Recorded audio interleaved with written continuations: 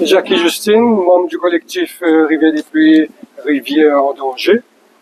Éric Or, membre du collectif, alors président du collectif de la Rivière des Pluies pour la protection de la berge.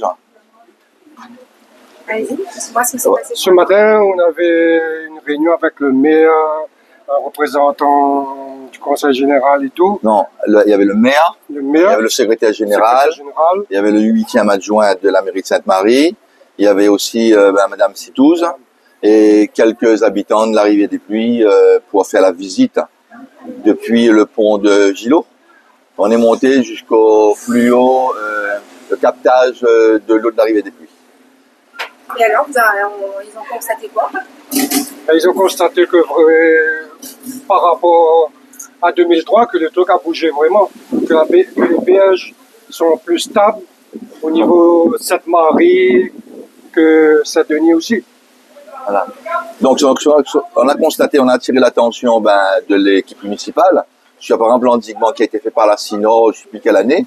Il y a eu déjà, il y a eu cassure, et on a pu constater qu'il y a des défaillances au niveau du ciment qu'ils ont utilisé pour sécuriser, et puis aussi au niveau de profondeur.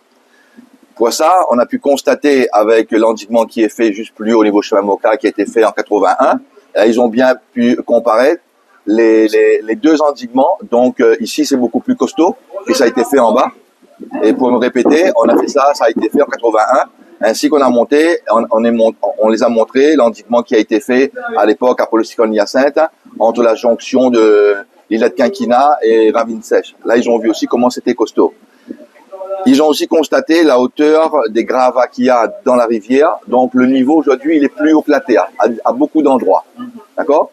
Donc, l'objectif de cette visite, c'était vraiment pour qu'ils puissent prendre conscience de la dangerosité des habitants de la Réunion. Si l'endiguement n'est pas fait, si une protection de berge n'est pas faite, il y a beaucoup d'habitants qui risquent de partir, quoi. Voilà. Il n'y a pas que ça, il y a aussi le terrain Gillot qui va être pris comme nous aussi. Ça va être amené à disparaître aussi. S'il ne bouge pas au niveau du curage de la rivière, Gillot va disparaître comme nous les riverains sur les berges. On a fait le maximum pour les sensibiliser que de l'histoire de la Rivière des Pluies depuis 80 jusqu'à le début du commencement des basculements des eaux. La rivière restait stable, il n'y avait aucune maison qui ont été emportées. Et en 2006, en 2002, quand il y a eu le glissement de terrain, il y a plusieurs maisons à la Rivière des Pluies qui sont parties et ils ont mis ça sur le réchauffement climatique, sur plein de choses. Or, simplement, c'est avec les vibrations, avec les dynamites qu'ils ont mis. Le dynamitage voilà. Et ça a fait fragiliser. Et ce qui fait que ça ramène beaucoup de gravats. On a même lu les documents encore hier au soir avec Jackie, dans les documents BAGM. À un moment donné, il dit sur les gravats qui sont descendus, il y avait pour 500 000 mètres cubes sont descendus.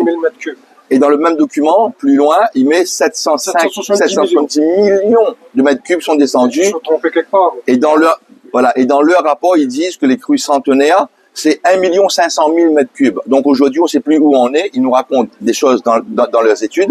Et la réunion de cet après-midi avec un responsable de la Sino, le DGS de Sainte-Marie, son 8e adjoint, on va en discuter pour voir qu'est-ce qu'on va faire. D'accord.